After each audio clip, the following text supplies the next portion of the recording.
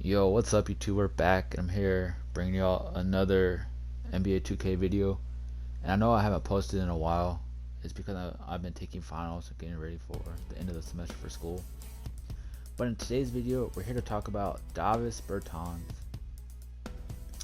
And the Spurs made this trade before the season started last year. And in my mind, do I think the Spurs regret making this trade? Because the trade was really supposed to be made because the Spurs were supposed to be getting Marcus Morris from the Knicks, but the Marcus Morris, as everyone knows, um, he didn't officially sign the deal, so he backed out of it and took an extra $5 million to go play with the Knicks. I believe it was an extra $5 or $10 million to go play with the Knicks, which in the long run that ended up hurting the Spurs because Spurs did end up making another move where they sent Bertans.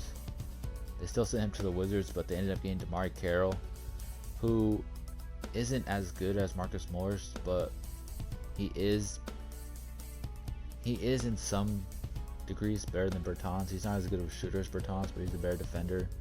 So you have but DeMar can still shoot, so it's like, but DeMar, the thing is, why I believe the Spurs regret this is because one, DeMar Carroll gets no PT, which I don't know why you give a dude 3 years, $21 million if he's not going to get any playing time. And Davis Bertans has been lights out this year. Like, just from his last 5 games, he's dropped 20 plus points, and he's averaging about 15 points a game this year. He's shooting great this year, man. He's shooting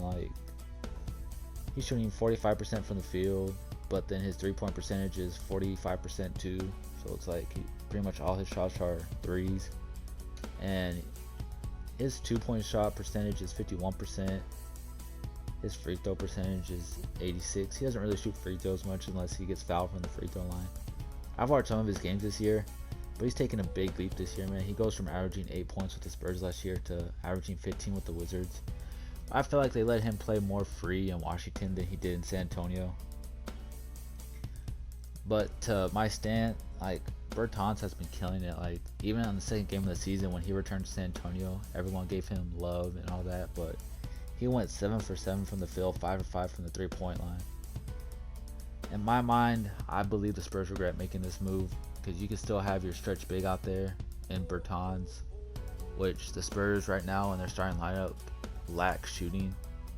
Like, they had Trey Lyles out there, who I guess they signed to replace Marcus Morris, backing out, and Bertans. As Trey Lyles isn't nearly as good of a shooter as Bertans, but I guess a better rebounder. I'm not too sure. Like, as a Spurs fan, I was upset when we traded Bertans. He was a fan favorite, as almost any Spurs player is a fan favorite.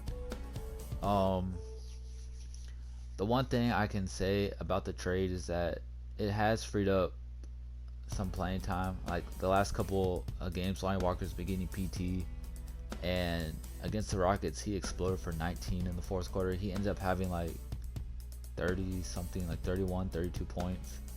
He killed the Rockets in that game, and then against the Sacramento Kings the other night, he had an okay game. He didn't shoot that well, but to my point is Bertans has been sometimes the Wizards' leading scorer. He's a guy you want on your team, man. He's not making that much money. He's only making $7 million a year. He's an excellent stretch big, and he can rebound the ball. He had 10 rebounds against he had 10 rebounds in his last game against Orlando, I believe. It's one of those moves where you take the risk.